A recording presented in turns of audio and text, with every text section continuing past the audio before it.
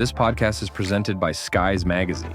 If you're interested in the Canadian aviation industry, Skies is your go-to multimedia resource for the latest news, in-depth features, stunning photography, and insightful video coverage.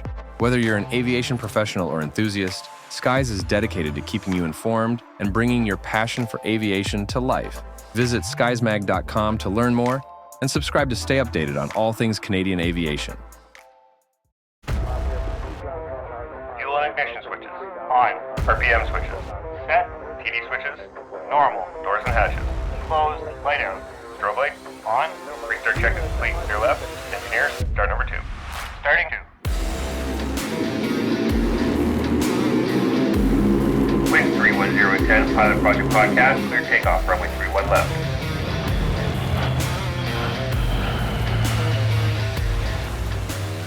All right, we're ready for departure here at the Pilot Project Podcast, the best source for stories and advice from RCAF and mission aviation pilots, brought to you by Skies Magazine.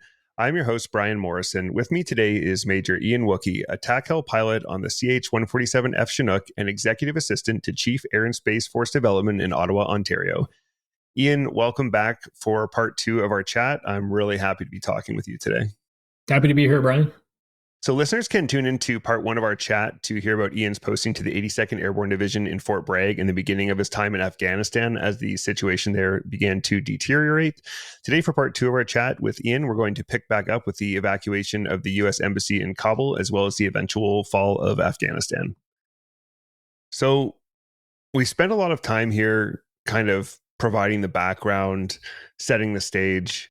At this point, you had transitioned to Hamid Karzai International Airport, or HKIA, with a limited debt of 12 helicopters and 115 people. What is your mission? So the mission, as it's been confirmed at this point, is to support the diplomatic mission. So we're operating in direct support to the Department of State with a small contingent of, we call it U.S. Forces Afghanistan, so US 4A, was the mission that we were now in. And it was very much a defense and security posture. So we're not conducting operations outside in different parts of the country. We've limited our operations now to Kabul and the surrounding area to make sure that the Department of State has support to support the embassy mission, which is occurring at the embassy in the Green Zone in downtown Kabul, and that they can support their operations as required at HKIA at the airfield. For those who aren't familiar with the geography of Kabul, it's a very dense city at about 6,000 feet elevation and then surrounded by mountains. But the airfield where it's located is about 2 to 3 miles, 3 to 5 kilometers north of on the north side of the city, and the secure zone was in the middle of downtown. So there was no, we'll say, secure way to transition between the Green Zone and the airfield, which is really at this point the only point of entry into or out of the country, because the commercial aviation in Afghanistan just didn't have the capacity to support large-scale commercial operations at any other airfield at this point. So the security mission that we were protecting was really the airfield, to make sure that we had that secure foothold for the diplomatic mission and the embassy itself. And so basically, while you're supporting the embassy, the challenge that you're encountering is that there's no secure route between those two places, between the embassy and HKIA. Yep. So that's, and from an aviation perspective, we're very well suited to now supporting that, right? The Department of State did have its own aircraft. It had some UH-60 and CH-47 aircraft that it was using to be able to move people back and forth for that mission, but neither of those aircraft quite had the lift capacity of the CH-47, and neither of them had the self-protection and security capacity of the AH-64. So we were able to bring a little bit of extra capability on top of what the Department of State aircraft, which was really just utility lift, right? Kind of a medium lift platform to be able to get in and out of downtown and not force people to use the ground routes through the city. if they didn't have to, or if it wasn't viable. Because the other thing too is streets of Kabul are very narrow.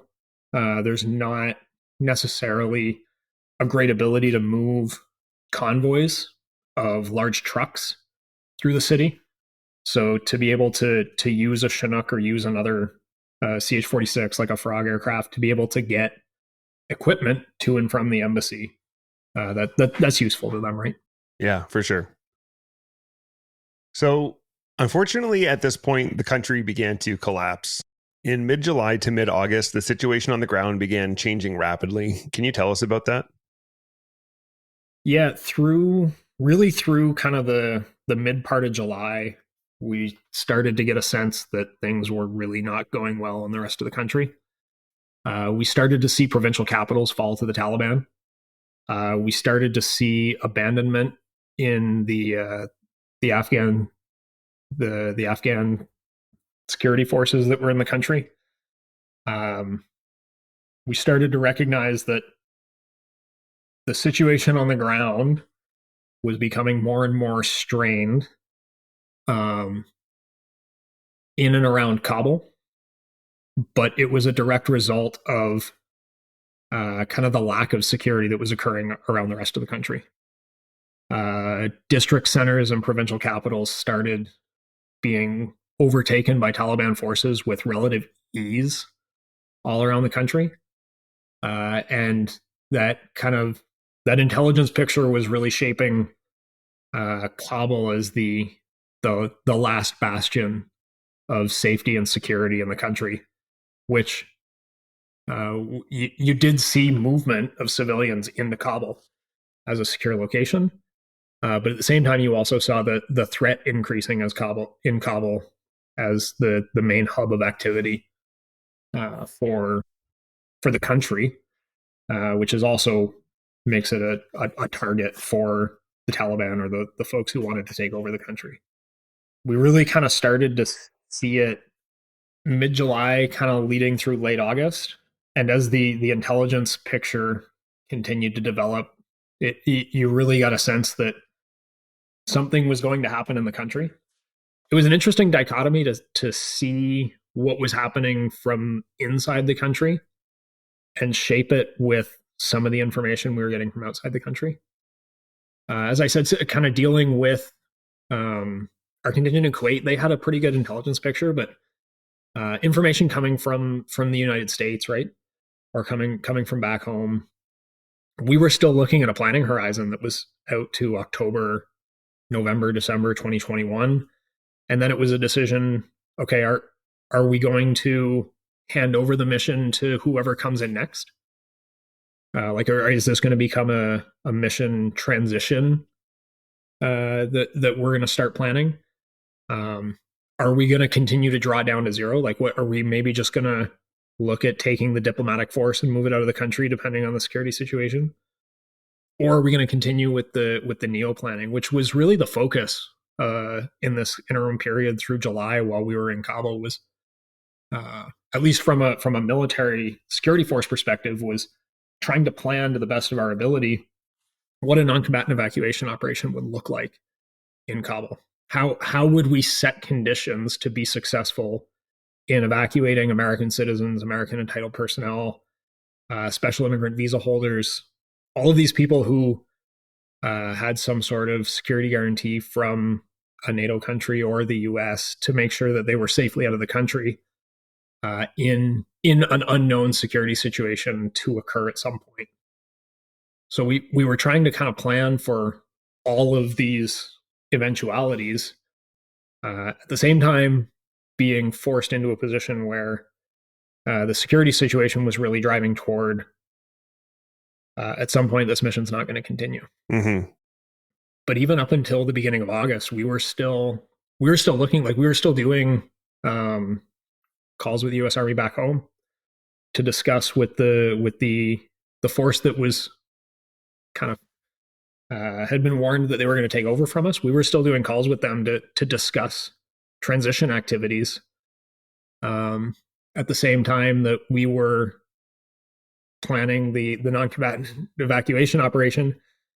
And I remember one night in early August where I was on a video teleconference, like a phone call with a couple of commanders back stateside, and we were discussing the transition activities and the pre-deployment operations that the next unit was going through to come and take over for us. And in the middle of that call, as we're discussing kind of the week's horizons leading up to, okay, what are their pre-deployment activities? What kind of leave are they going to take to be able to set themselves up? What's their inflow plan going to look like? In the middle of that conversation, the large prison in the middle of Kabul was overrun. And there were about 5,000 prisoners escaped that prison. Wow. Into the middle of Kabul. And that was kind of a really eye-opening situation where the threat situation in the city just increased tenfold, and B, the kind of long-range planning horizon really started to seem infeasible. Like there was really an acknowledgement that night that we probably weren't going to be able to make it till October in the way that we were continuing to plan to from a stateside perspective. And kind of through the initial weeks of August is when we really realized that things were starting to turn sour. It must have been so weird to, on the one hand, be planning this handover in October as if everything is going to be fine, and on the other hand, be privy to these intel reports and be right near Kabul as, you know, there's this massive prison break going on, and just the two things are not matching each other at all. Yeah, I mean, this is what we do in the military, right? We're planners. Yeah, we plan for eventualities. We come up with branch plans. We come up with sequel plans. We know that of every plan we make, 1 in 5 might get executed. True. And even that plan you're executing isn't going to look like the plan that you come up with, because that's just things change, right? No plan survives first contact with the enemy. Yeah. So it wasn't unnatural for us to plan things that were a little bit isolated from the events on the ground. But what was a little bit tough was actually relaying the ground circumstances and how that was going to influence what any future plans would be. There was really only one commander that we had in theater, who was able to, on a daily basis, kind of like put a refined point on it. It was the commander of 3rd Brigade, 10th Mountain at the time. 10th Mountain had the two infantry companies that were doing all the force protection. And in our routine meetings with him, he was very, very focused on reminding everybody of what the security situation was and how to be prepared for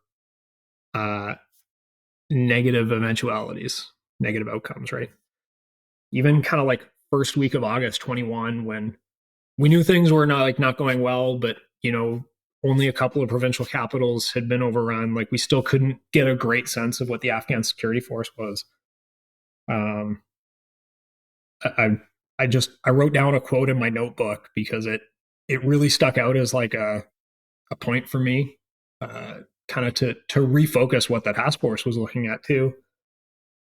When he was just like, this has not been an awesome week for the Afghans, and you have to start now getting as ready as possible for the worst day of your life. Wow. Now, he was not a fortune teller. He was not looking forward to exactly what we ended up seeing, but he knew that the security situation was not getting better. And he knew that there was a mind frame perspective that we needed to shift, going from what was very much a kind of like a diplomatic support mission, which was we were working on force protection. We were constantly increasing our force protection levels. We were working on hardening where we could to make sure that we had all our physical security square. But we were still trying to reconcile that with, we were on a facility with a bunch of diplomats who had been in the country for 20 years who didn't necessarily see the deteriorating situation as negatively as they maybe ought to, or maybe as we did, as not having been in Afghanistan for as long as they had. To the point, like, we were told that we were not allowed to carry long guns around the Department of State facility that we were at for our force protection, just sidearms. And from a military perspective, that's like kind of rule one in force protection is like always be prepared, right? Or at least have that ability to do that. And it was a bit of a mindset shift to make sure that we did have the right people with the right mindset in the right position to be able to secure and defend the facility we were at. I want to say that was still just the first week of August. So we knew things were not looking great. At the same time that we were planning for transition activities, at the same time that we were planning for NEO. And the challenge with planning the NEO as well is non-combatant evacuation operations are complex. Like they're without actually being given an order. You have to plan for several eventualities, even in the evacuation operations. So as we look at how many people we might evacuate and how we might evacuate them, we knew that HKIO was the only secure location we had in Kabul to be able to move these people to. So we knew that it was going to take a lot of airlift, but we also knew that we were going to have staging. So how do you set up the airfield to be able to stage hundreds to thousands of people on the airfield prior to getting them on an aircraft? How do you process these people? Like how do you confirm identities? How do you validate that they are who they say they are? How do you differentiate between them? I mean, we ended up seeing that in the rapid evacuation, but even as you look at in a organized non-combatant evacuation operation, how many people are you flying out?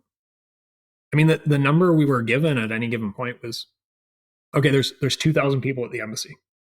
Okay, so 2,000 is our baseline number. We know we're going to be evacuating 2,000 plus ourselves.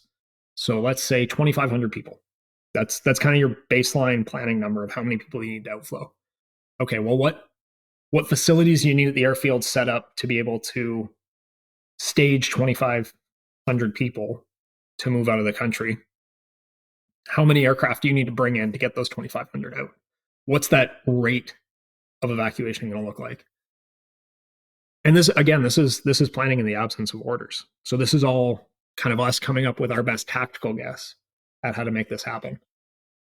And I say us, I mean broadly the U.S. contingent at large, to include the Marine Corps Crisis Response Task Force that was positioned outside the AO. I mean, we're working with their planners daily, right, to come up with this plan. How do you move them from the embassy? Well, if there's 2,000 people at the embassy, I mean, that's the Chinook has 30 seats on it. How do you move 2,000 people, 30 people at a time to get back to the airfield? How far in advance do you have to start doing that? So there's that level of planning at the baseline level, and then you say, okay, well, how many other people are entitled? Are there other citizens in the country that aren't hanging out at the embassy right now? Are there other entitled personnel or family members? Are there people that have signed up for the special immigrant visa program that the U.S. has approved?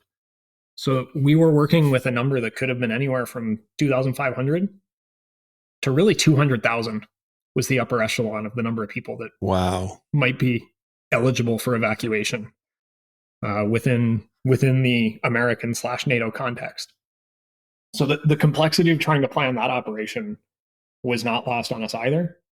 And the commander of the Marine Corps 1-star, who was in command of that Crisis Response Task Force, was very rapidly trying to push to get staged, like pre-positioned items into Kabul.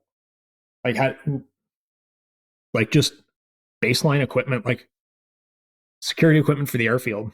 Like how do you set up a processing facility? Well, you definitely need to have physical barriers to be able to separate the entitled personnel from the non-entitled personnel. You have to have bed spaces. I think of the logistics of how many cots do you need on the airfield just to make sure that people have a place to stay.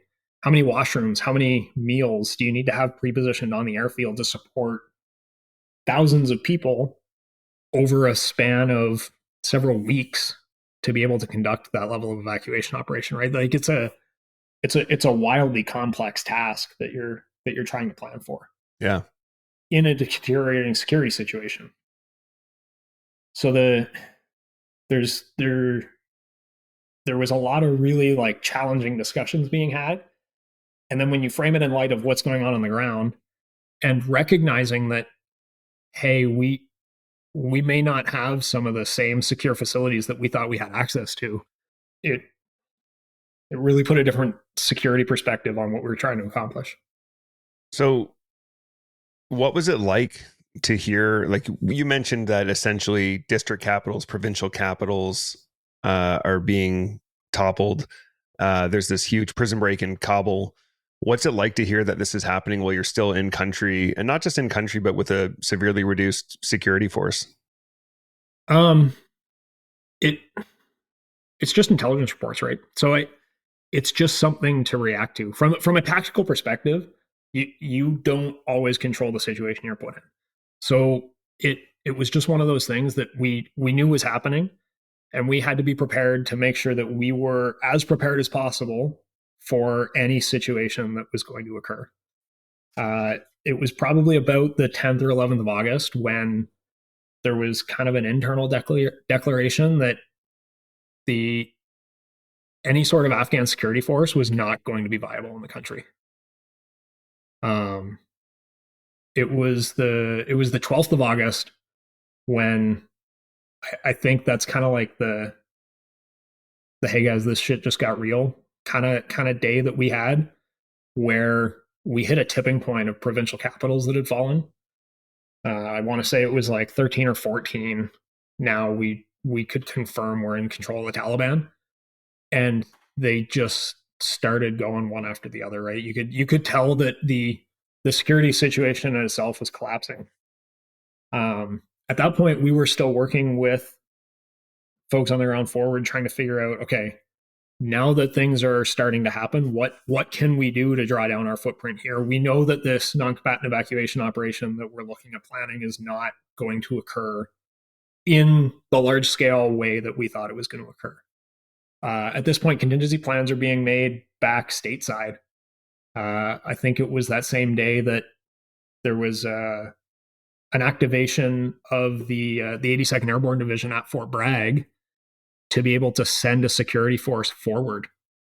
And they started loading up on C-17s and staging in an emergency activation posture to be able to come forward and help secure the airfield from whatever security situation was going on in Kabul. We really didn't have like 250 troops, 2 companies worth of infantry to secure the embassy is probably the minimum viable number to conduct that task, let alone force protection activities at the airfield. Yeah. We did have the Turks at the airfield who had forces who were able to support. But once you start setting up a perimeter on the airfield, like 600 people get spread out very, very quickly, especially when you're running 24-hour security operations, right? So they were able to secure about 50% of the perimeter. Mm-hmm. So now we're trying to work on, okay, how do we increase force protection levels? What is going on in the walls outside of us? And what is happening on the civilian side too? So we're recognizing that as provincial capitals are falling, like there are now thousands of internally displaced people who are flooding into the city, right? Yeah. So the security situation is not just like a Taliban threat situation. It's now bordering humanitarian crisis of like what is actually happening in the city. We're looking at, okay, now we maybe we do have to start drawing down our footprint at the embassy. And that's, I think it was probably the 13th that we actually started to do some limited retrograde of personnel from the embassy. So basically, any non-essential personnel or people who weren't absolutely required to support the military or ambassadorial mission at the center of Kabul started moving back to HKIA to be able to begin their outflow. The Department of State folks who were on the facility that we were at, the Department of State facility at HKIA, they were reducing their footprint. They were starting to flow people out of theater with chartered aircraft coming in. So we were definitely ramping up our operations for several weeks and days leading up to the eventual fall, just based on what was happening around us. So you kind of answered my last question in terms of tactically what it was like to have all this going on in the country. What was it like for you personally? Like, what did this feel like? Did you have any sense of dread, or what were you feeling at the time? Were you just focused on the mission? To be completely honest, it was a sense of mission. There was really not a lot of time to start like thinking about. There was no impending sense of doom, right? There was an impending sense of a changing situation. Okay. That we had to respond to at a tactical level, at an operational level, right? Was the security situation different? Yes. Were we increasing force protection levels on the airfield? Yes. But at the same time, and I think we talked about this in a previous podcast, where when you go into a deployment like that, you never really know what to expect. But if you're prepared for eventualities, like you're prepared, right? Like it's not like it's not like we went into Afghanistan thinking that it was the safest place in the world. True. Like the threat is out there. You're trained to be able to respond to it. You're trained to be prepared to mitigate the risks that you're facing. So it was never a sense of oh my God, this is the end. It was a sense of, well, shit, things are changing. This is getting a little more challenging. We're going to have to do something about it.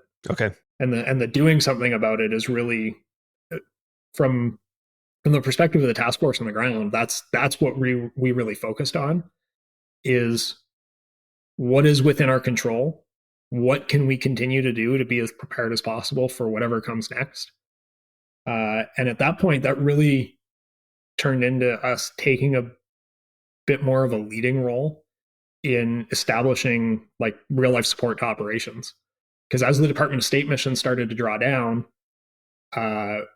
we had initially kind of been leaning on them for support in terms of like, how were we getting food every day? Where were we living on the airfield? Well, we were co-located with the Department of State camp. As they started drawing down that camp, we started to have to take over some of those operations at a task force level, and for security as well, right? So in that transition is where you're kind of finding, okay, who can do what, and what is my next task? What can I affect or achieve in order to be successful in this mission?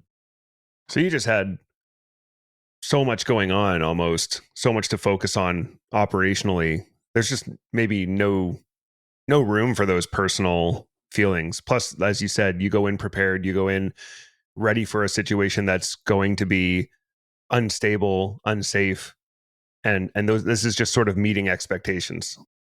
Yeah, I wouldn't say it's necessarily within expectations, but I mean at a personal level, I mean you're all in it together too, right? Like we had a team of 115 however many people. It's not like we can change the immediate situation we're in. We can only work within it. Right. So as we look at that, okay, now we're starting to think, hey, if Department of State's starting to draw down, maybe we should start thinking about drawing down ourselves. Like what equipment, what assets do we have here that we don't necessarily need to be operationally viable? Can we start maybe thinking about retrograding some personnel or equipment? Yeah. Do we need all 12 aircraft?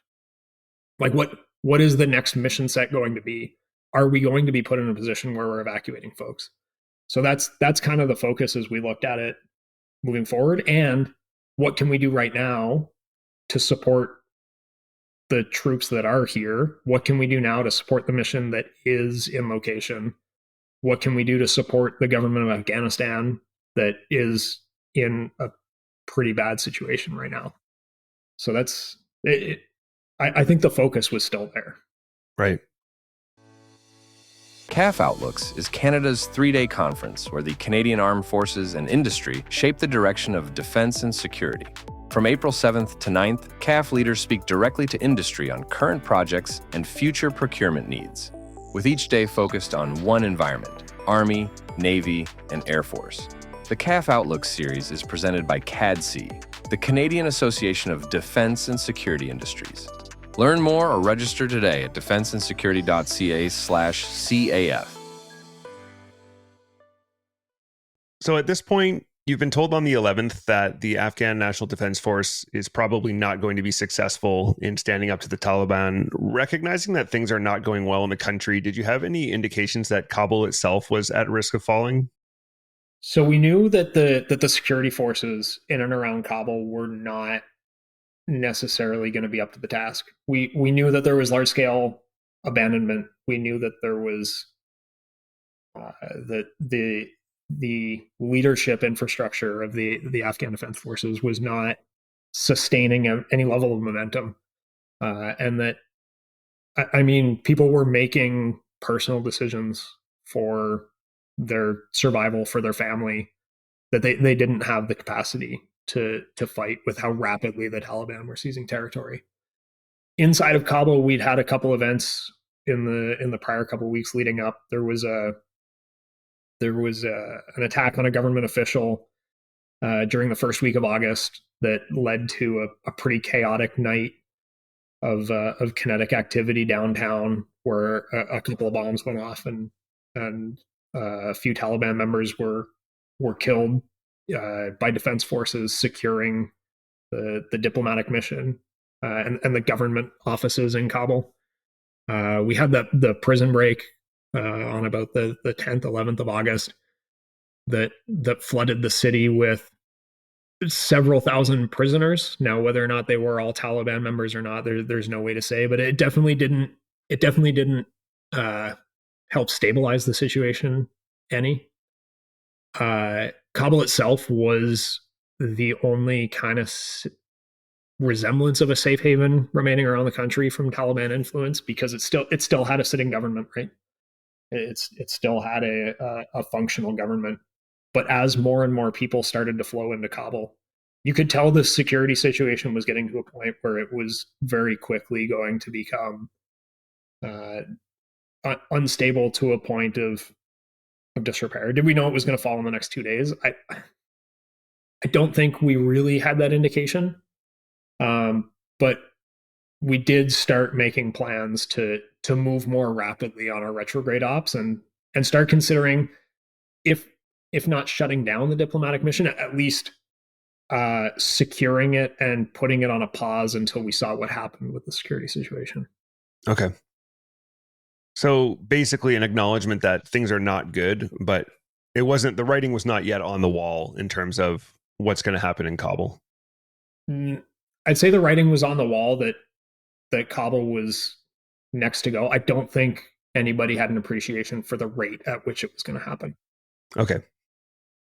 So basically at this point of our discussion, we've established that a rapid and complete destabilization of Afghanistan has spurred a less controlled NEO, or again, a non-combatant evacuation operation for the U.S. Embassy in Kabul. Can you describe to us the situation and events of the 14th of August, 2021? Yeah, the 14th of August is kind of the first day when we started to take action to close down the mission. The 2 days previous had been the task of kind of removing non-essential personnel from the situation and getting some chartered flights out. But at this point, I think the world started to recognize that things were really not going well in Kabul. We, as the aviation task force, started to conduct kind of a full retrograde of the embassy, save for the diplomatic folks who needed to remain in location for the viability of the diplomatic mission. So we started probably midday on the 14th. Took 3 of our Chinooks and just started flying turns in conjunction, actually, with the Department of State aircraft that were there, some of their CH-46s, to just 15 to 30 people at a time start moving people out of the embassy, start moving some of the sensitive equipment out of the embassy, bring it back to the airfield. At least set conditions for the point where if we needed to rapidly transition to the country, we were at least out of the city and secure on the airfield to a point where we could achieve some level of airlift. So that went on through most of the day of the 14th and even well into the night. Probably near midnight, I think. So we did about 12 straight hours of flying. Got 500 to 800 people out of the embassy. Managed to get the airfield security level to a situation where we felt relatively comfortable. We started to draw down some of the non-essential personnel. We had some charter flights come in. Department of State was slowly drawing down their activities, and they'd ceased kind of their operational outputs at this point. And everybody was just kind of trying to figure out where we were going to settle in terms of how to still support the mission while making sure that our force protection situation wasn't so dispersed. I think that was the big problem in sustaining the embassy in the middle of the city, is that it was a large dispersal from where the security and the forces were at HKIA. At the same time, we saw some of the international missions were starting to do the same. I remember seeing on the 14th the last Canadian C-130 fly out of Kabul. Went past me on the tarmac as it took off, and I remember that pretty vividly as a recognition that I was probably the last Canadian on the ground in Afghanistan on the afternoon of the 14th. Not just the Canadians, not just the Americans, but a few other partner nations also had aircraft flowing in and out. So HKIA was a bit of a hive of activity for that day, leading into kind of the situation deteriorating in the city as well. What did that feel like to realize, like to watch that Canadian C-130 leave and to realize you're the last Canadian in Afghanistan? Like, is that pretty surreal? It was and it wasn't. I mean, I knew, like, I was not assigned to a Canadian mission. I was assigned to an American mission with U.S. forces. I was embedded. I was one of them. I was part of the team. There was an acknowledgement that's interesting. I might actually be the last Canadian in Afghanistan right now, at least uniformed Canadian for sure. I knew that. But I don't think I ever took stock of what was going on in the moment, outside of making sure that our task force was still able to fly and still able to achieve its outcomes for the U.S. forces. Okay. So listeners are going to notice that we're basically going through it day by day right now. And that's just because so much was happening each day. And we're going to try to divide it into chunks of time here.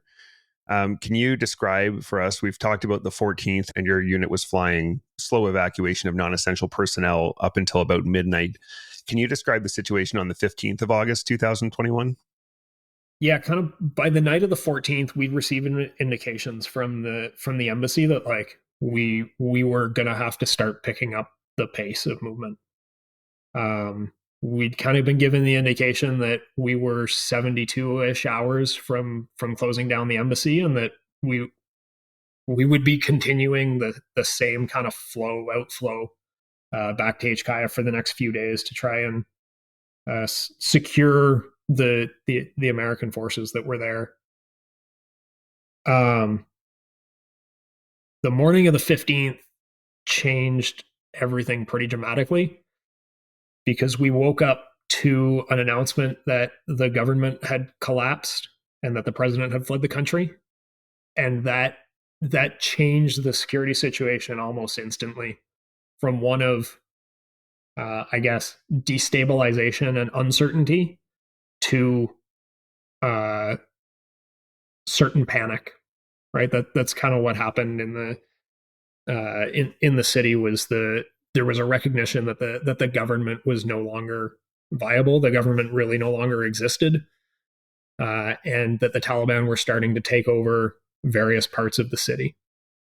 At that point, it was about midday. We were at the Department of State facility, and there were a few Afghan contractors who were working on the facility, and they all vanished at once while we were working around them. We couldn't really tell what was going on, and then we asked one of them, and it turned out that another one of their colleagues had come back and said, "Hey, that the Taliban is going around and knocking on the doors of anybody they know has worked with the Americans."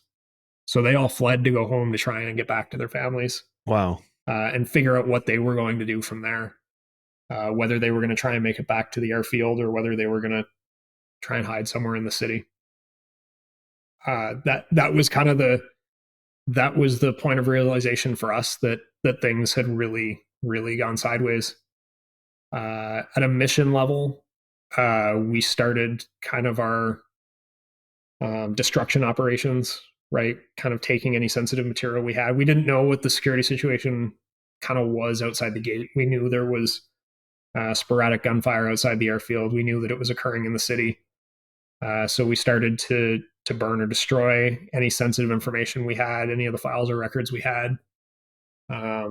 We kept our mission command and control systems up. Like, we kept the aircraft running. But that afternoon, as things were getting more and more sour, and they started to realize that the physical security of the embassy was actually in jeopardy, and there was a risk of breach at the embassy, we got the order to move and basically move now and pick up evacuations to as fast as possible.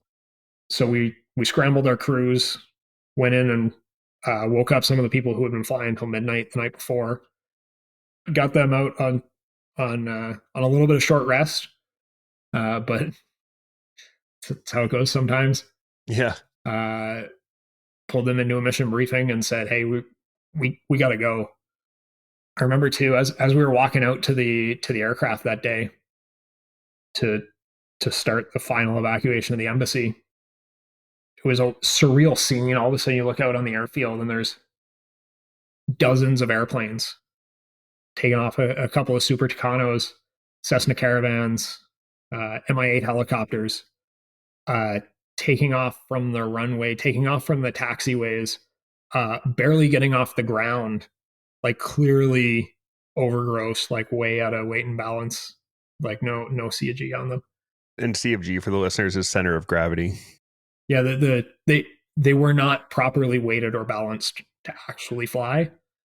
It was Afghan Air Force aircraft taking off, and it was the Afghan Air Force pilots and probably families loaded into those aircraft, just taking off to the west and turning north to go somewhere that wasn't Kabul. So as we're walking out to get into our Chinooks to fly down to the embassy, we're kind of watching this happen around us and not really recognizing the gravity of the situation from an Afghan perspective too, that these people were just doing whatever they possibly could to get out of the AO. I think a lot of them ended up heading north toward the Tajikistan border. I think at that point, there were 2 aircraft that were shot down by the Tajiks. Luckily, it sounds like, well, at the time we were informed that everybody survived that, but it was a bit of a surreal situation in terms of what the security on the airfield in the city was. And it was an acknowledgement that we were no longer in a situation to be patient. We had to execute a pretty rapid evacuation. So we took all the crews we could, we packed them into our Chinooks, and we just started flying turns down to the embassy.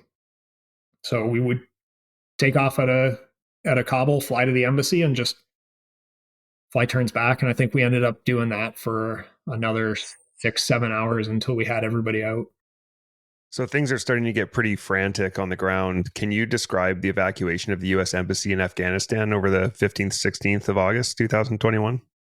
Yeah, so it was a little bit later in the day on the 15th when we actually started when we got confirmation that the embassy was ready to start evacuating, right? Because they were going through all their protocols at the same time and destroying what material they could and making sure that everybody was staged and postured to move.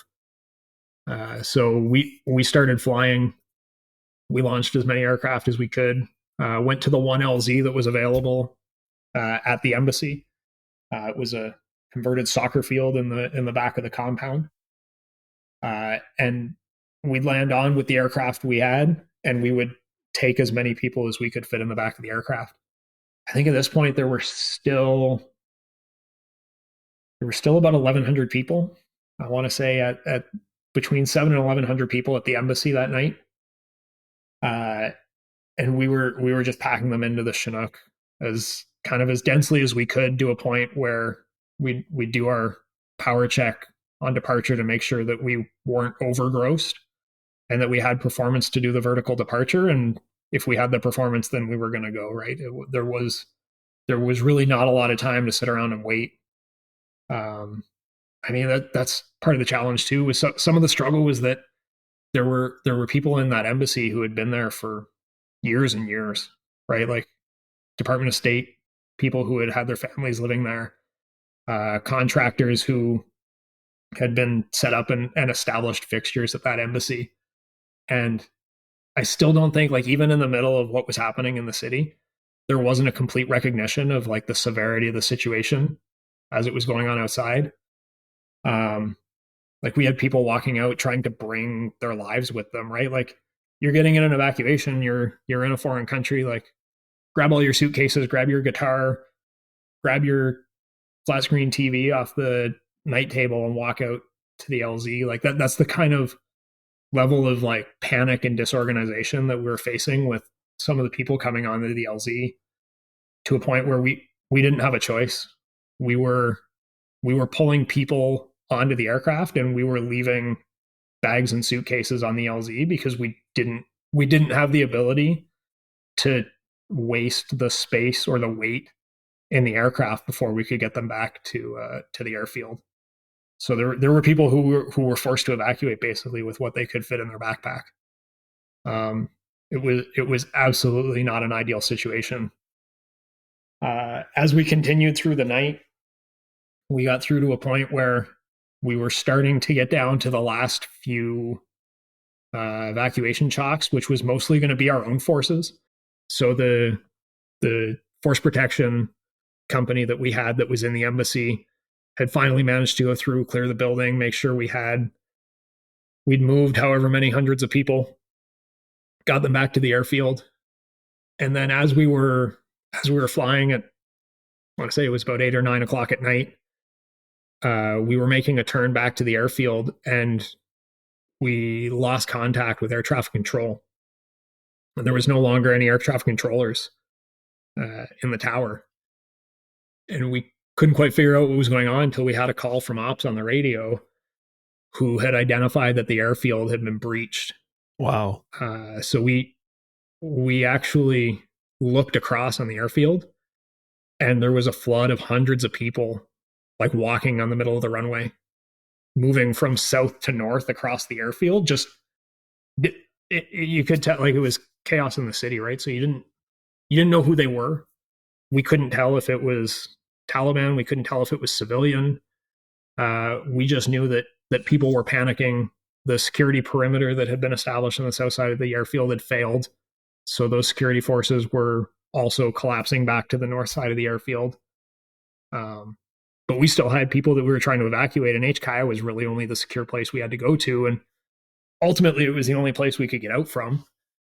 So we still had to land on at HKIA. As this is occurring, coincidental timing, we're also starting to get the first chocks of C-17s arriving from stateside with the 82nd Airborne. Now, we'd been coordinating with them for the previous couple of days to try and let them know, hey, this is the situation you're coming into. Like, we acknowledge you're coming direct to the international airport. Like, Bagram doesn't exist anymore. But now you've got C-17s coming into the AO, while you've got Chinooks flying in evacuation, while you've got Apaches in the overhead trying to kind of run security, and you've no longer got any air traffic control in the airfield. So we were really just using the ATC frequency as a common frequency between all the aircraft and trying to individually deconflict which aircraft were where. There were probably close to a dozen C-17s trying to flow into the AO. Wow. To bring in this response force of the 82nd from the US. Not only that, there were active threats in the AO. So as we were flying back and forth between the embassy, like we'd already spotted that there were a couple of Dishkas in the middle of the city, or at least it looked like it. Can you explain what a Dishka is? Yeah, it's an anti-aircraft belt-fed machine gun, Soviet era 12.7 millimeter round. They fire about 600 rounds a minute, and they'll pierce an inch or so armor. So it's not a bullet you want to get in front of with an aircraft. But we could see the tracer fire coming out of the city.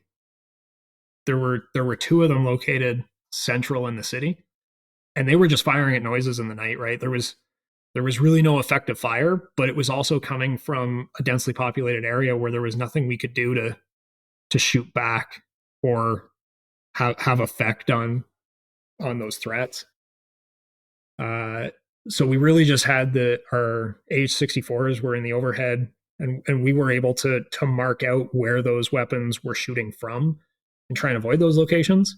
But now we're also trying to pass that information to the C-17s that were flying in.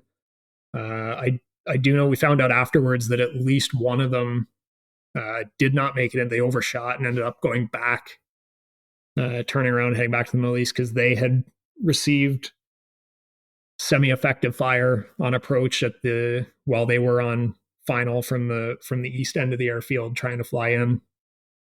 So it was really just chaos. Like there's really no other way to describe it. So when we found out the airfield had been overrun and the reinforcements, I guess, were flowing in, we didn't really know what to do. So we briefly paused evacuation operations to make sure we still had a safe place to go to drop people off. And I think we were on the ground.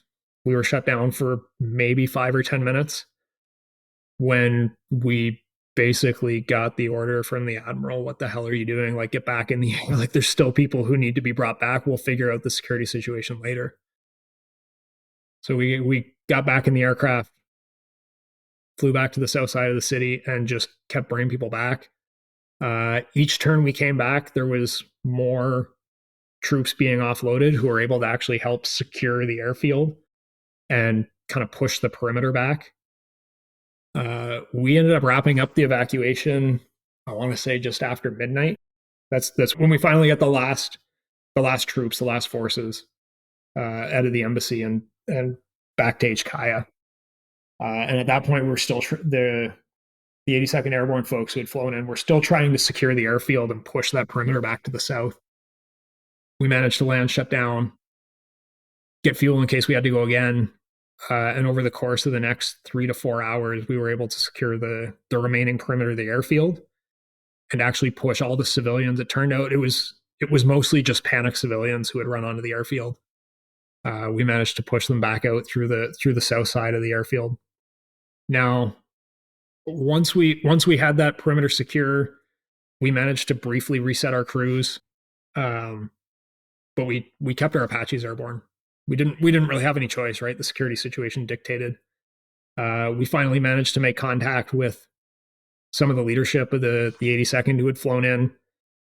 A number of them actually took over the area of the compound that we were at on the northwest corner of the airfield, the Department of State facility, because Department of State had mostly left it unoccupied, so they were able to take up kind of hasty residence there. The colonel of 182 was using our CP initially because it was the one functioning U.S. Army CP on the airfield with proper comms and C2. And for the listeners, CP is command post and C2 is command and control. So we kind of got that distribution laid out, managed to get everybody set up there. And the situation seemed to be stabilized. They pushed out their perimeter, started to secure the perimeter of the airfield. And we kind of started to draw down our operations through the successful embassy evacuation. And I think we managed to bed down for about 2 hours before the airfield perimeter was breached again on the morning of the 16th. Oh, wow. And then that's kind of when all hell broke loose. And I think if any of the listeners remember back to some of the memorable scenes from that event on the 15th, 16th, that's the morning when the perimeter was breached on the airfield, and there were just thousands of civilians, panicked civilians again, flooded onto the airfield. There were still C-17s flowing into the AO.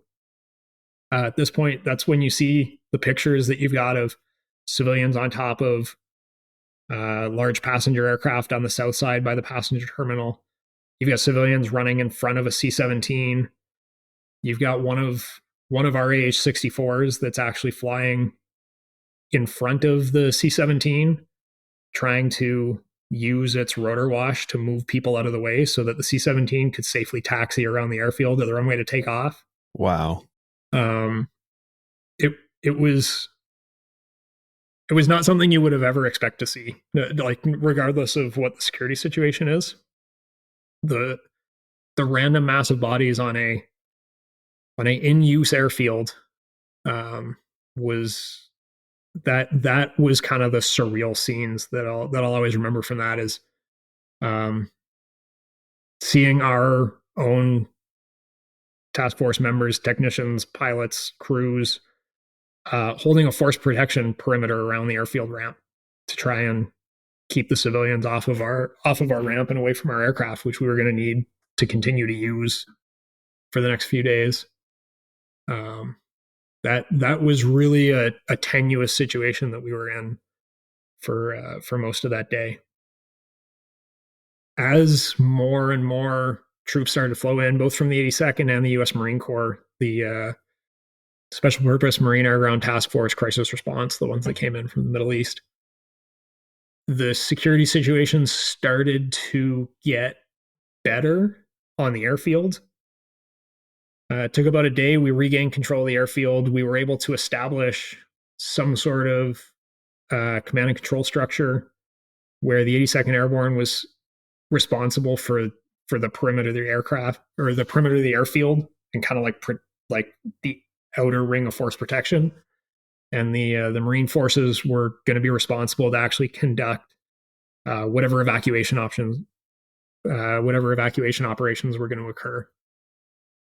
So once we finally got that stabilized, we were actually able to start coordinating a little bit on how the evacuation was going to go, now that we were suddenly in the middle of one. And this was really the start of Operation Allies Refuge, as it's understood now. All right, Ian, that'll do it for part 2 of this series. I just want to thank you so much for being here today. I'm really enjoying hearing this story, and I look forward to hearing the rest of it on part 3. Thanks, Brian. I look forward to our next chat. All right, that wraps up part 2 of our chat with Major Ian Wookey.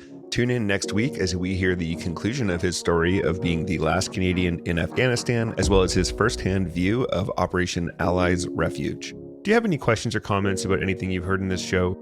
Would you or someone you know make a great guest, or do you have a great idea for a show? You can reach out to us at thepilotprojectpodcast@gmail.com or on all social media at @podpilotproject. And be sure to check out that social media for lots of great videos of our RCAF and mission aviation aircraft.